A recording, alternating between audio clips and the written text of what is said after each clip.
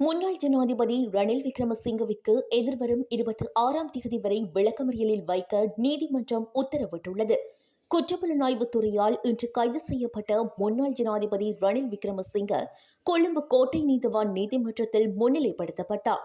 இன்று நீதிமன்றத்தில் முன்னிலைப்படுத்தப்பட்ட பின்னரே அவரை விளக்கமறியலில் வைக்க நீதிமன்றம் உத்தரவிட்டுள்ளது.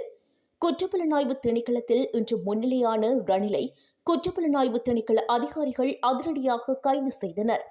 அவர் ஜனாதிபதியாக இருந்த காலத்தில் தனது மனைவியான பேராசிரியர் மைத்ரி விக்ரமசிங்கவின் பட்டமளிப்பு விழாவில் கலந்து கொள்வதற்காக லண்டனுக்கு தனிப்பட்ட விஜயம் செய்வதற்காக அரசு நிதியை தவறாக பயன்படுத்திய குற்றச்சாட்டிலேயே கைது செய்யப்பட்டார்.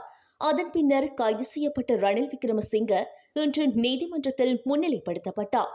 நீதிமன்றில் ரணில் சார்பில் சட்டத்தரணி ASG திலீப் பீரிஸ் முன்னிலையானார்.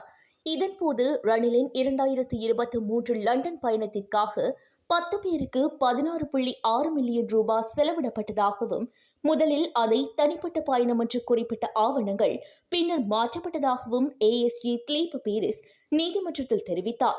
எனினும் விசாரணைகளின் பின்னர் ரணிலை விளக்கமறியலில் வைக்குமாறு கொழும்பு கோட்டை நீதவான் நீதிமன்றம் உத்தரவிட்டுள்ளது.